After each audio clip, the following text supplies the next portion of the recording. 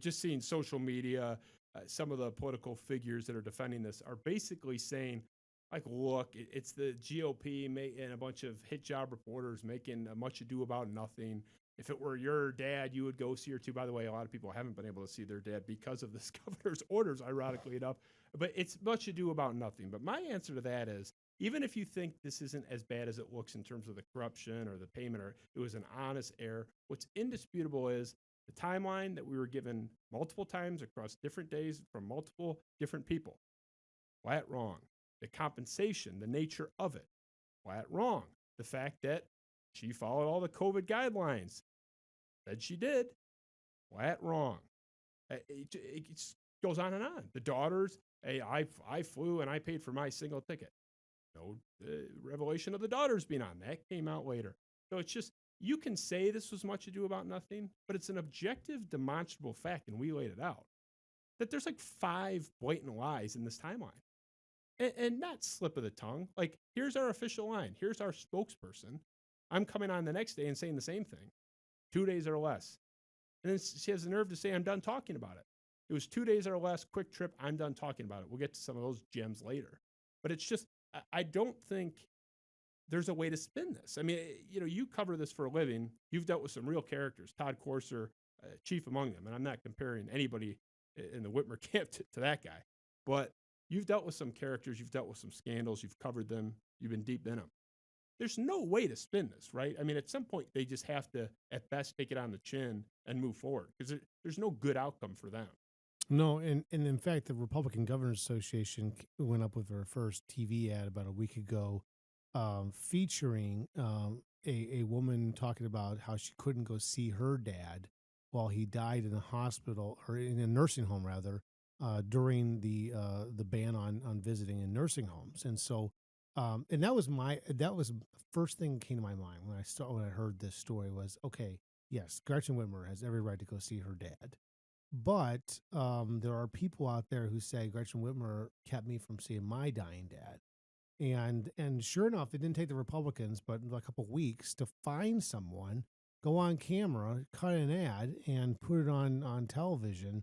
And you can guarantee that that's going to be that can be replicated. There are hundreds of people out there who sat, in the parking lot while mom and dad died. You know what I do for a living? Yes, I know what you do for a living. They didn't need a couple weeks. They could have called me on the first day. I would have given them 50 names. Because guess what? I was on a list of about 3 people that had to call these families and tell them they couldn't come in. So I could have given. They didn't need a couple weeks. They could have called me. I would have given them a list of people very willing to cut an ad for them. But sorry, go ahead. No, but I mean, that could be replicated over and over, and that's this, and I think I think the governor's office is underappreciated.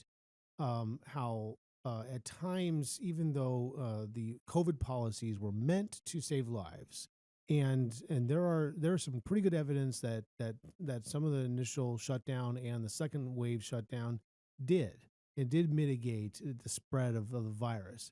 I think they've underappreciated how the regulating of everything in people's lives and the orders like don't travel. I mean, that was effectively the governor having a Chris Christie moment, stay the hell off the beach, basically. And so when she came out and said, I'm worried about people traveling to Florida. And so when she was just in Florida 3 weeks prior. Now, to just be clear, at the time of her, when she left, cases were lower, even though we were going up, and they've clung to the positivity rate being in the low single digits at the time. But right after that, I mean, it started ricocheting up in late March. And that's where we got to that point where they were concerned that there was going to be massive spread of the virus over spring break. Well, again, that was also while her best friend and chief operating officer, Trish Foster, who's also a plug for your sponsor, a fellow attendee at the Land Shark, also, and then her health department director, whose department had ordered or had issued a do not travel guidance. And she was, in Alabama. So that was, these were some some really unforced errors, series of them, in a lot of, the takeaway. Republicans have already put this like on beer koozies. Governor Whitmer, do as I say, not as I do.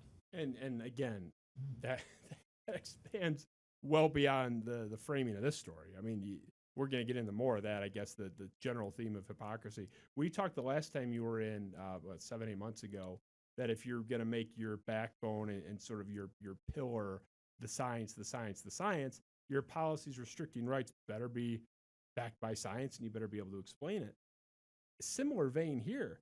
If your stance is we're going to shut it all down, we're not going to travel, no seeing your elderly parents, okay, I can agree or disagree with that. But if you're going to sell that, you better stay to it yourself. You better not go to a bar and restaurant and violate the orders that not only did you impose, but you have enforced.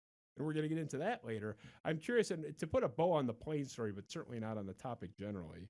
I mean, just in terms of assuming no more bombshells. I mean, obviously, some crazy out of left field thing could come out. But let's say the worst is over.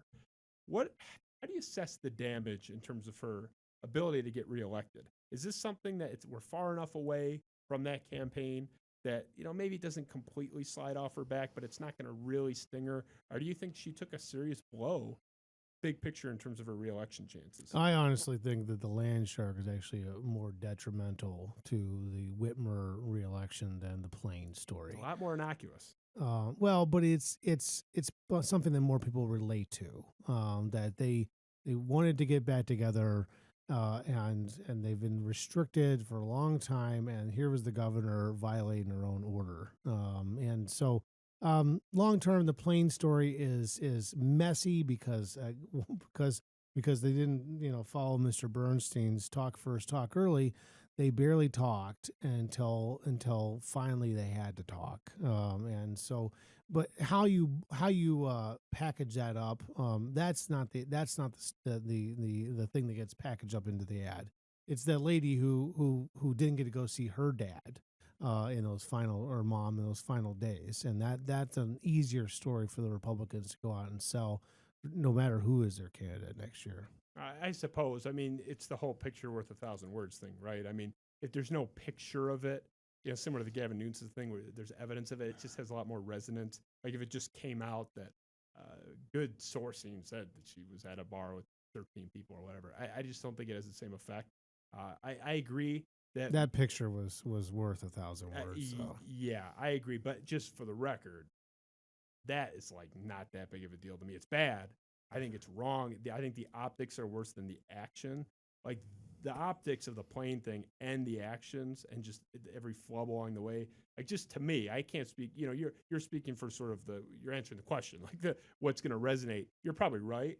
But for me, I mean, I could easily forgive the land shark thing. Not so easily forgive 6 different lies to me across 2 months, and it really, this transition to this. It goes with the theme of their communications generally, and it's certainly in line here. I'm curious because again, this is your bread and butter. This is what you do. You go to press conferences. You call people up and interview them. Sometimes they yell at you like Todd Corser. You've dealt with a lot of these people, so you have a different sort of frame of reference and a different baseline for what's normal, what's kind of standard. I know politicians can be testy, but I sense from following politics over the years that this administration has a particularly big problem with sort of like a smug, above questioning nature. Like it's just they're put off by the fact that they're even put to or held to account on any of this stuff. I mean, we pulled some examples. This is another one of those, by the way. I originally had 9, and I made it 4 because I wanted Chad to talk more than me tonight. So let's throw those up. I mean, this is just 4 examples. It could go on and on. So this is from Governor Gretchen Whitmer herself, April 2021, in response to her critics regarding the plane. Now, again, this is before more and more details have come out. It's just bits and pieces. Quote, "The criticism is maddening. A lot of my critics would accuse me of not having family values if I didn't fly to Florida when a family member needed some help." So, okay, it's the critics' fault. It's the critics' fault that she didn't tell anybody. The critics' fault that she didn't give the timeline right. It's the critic's fault that she didn't disclose how it was paid for. The critic's fault that she violated her own department's guidelines regarding COVID protocol. If your response to your critics have things to say is they're mean, they would be yelling at me if I didn't go visit my dad. No. I don't think they have any problem with you following your own rules. What do you mean? Politicians are hypocrites. I think they have a bigger issue with what you did than what you didn't do. So anyway, moving on. Number 204, could have been 100. Again, let's stick with the governor, Gretchen Whitmer, May 7th, a couple weeks ago, about a little over a month ago now. I've said everything I'm going to say about my trip. It was a quick trip. I've got nothing to add. Again, this is before the timeline was revealed that it was essentially 4 days. 3 nights, 4 days instead of 2. Dismissive. She said everything she's going to say. Why are you asking me this stuff? The tone is so bad. Hey, let's move on. Move on to Joanne Halls, the aforementioned Chief of Staff for Governor Gretchen Whitmer, May 14th, 2021. This begrudging tone is just terrible. Quote, "We decided to reveal details about the flight because I wanted you to have the fact, but we fully expect Republican Party officials will continue to make political attacks against the governor and her family." So they're asking her, by the way, for the context, hey, why are you telling us this now? This is May 14th. This flight was 2 months ago, a little over 2 months ago. Why are we finding out now? And this was her response was, oh, we're telling you now because we wanted you to have all the facts. That's not what this was. This was, and the whole, I wanted you to know what was really going on here, but I know the Republicans, the nasty Republicans, are going to still attack her and her family. It's like, come down off the cross, Joanne. Like, come on down off the cross. It'll be okay. Like, just this playing the victim thing, like, get out of here. Get out of here with that. No one's buying it. I don't know anyone buying that. Let's move on. Number 4. We'll put a bow on this one. This is moving a little bit back into time. One of my other favorite stories. So this is Richard Whitmer famously gets outed. This is not Richard Whitmer. Sorry, Mark Mallory gets famously outed, governor's husband, for trying to get his boat in the water early when all these lockdowns are going on with Memorial Day. Nobody else could get their boat in the water. So this is the response from Tiffany Brown, spokeswoman for Governor Gretchen Whitmer last year, when pressed on this boat story before it was revealed to be true. Quote, "We aren't going to address every rumor that is spread online. There's been a lot of wild misinformation spreading online and attacking the governor and her family." So, the story comes out. It's going kind of all over social media and the internet. And Tiffany Brown is asked about this and says, oh, there's a lot of misinformation going on, mean attacks against the governor and her family, presumably the husband here. Misinformation. She called it, through implication, if not explicitly, misinformation, which is pretty funny because Governor Gretchen Whitmer, the next day, admitted the, quote, wild misinformation and rumors about her husband, Mark Mallory, and the boat were true. That's her spokesperson getting pressed about this stuff as the smoking gun is starting to filter through the sky and says it's misinformation and it's a malicious attack on the governor and her family. Didn't take 24 hours for the governor to have to march back out there and say, actually, it is true, but it was a joke. Again, even if it was a joke and a bad one, a tone-deaf one, your spokesperson just effectively denied it the day before. Whitmer said, "My husband regrets it. I wish it wouldn't have happened, and that's all we have to really say about it." Again, how many times is Gretchen Whitmer going to say, I'm done talking about this. I'm not going to say anymore. This is the transparent governor. This is the one that had a lot to say about Rick Snyder being shady. Tell us what really happened in Flint, Governor Snyder. That's who we're talking about. These stories keep breaking up, and she goes before the press after her staff lied about it the day before, lied about the timeline of the flight, lied about the boat thing just being a rumor and misinformation.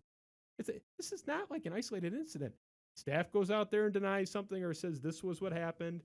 The governor has to go out there 24, 48 hours later and say, oh, actually, that was wrong. Here's what actually happened.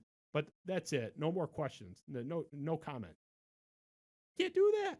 You just got caught red-handed. So it's just I'm just curious. You deal with this. If these communications are how they handle things. I find them smug and condescending. I find them strategically ineffective. Oh, before you go to another tab, please like, subscribe, and follow for more clips and highlights.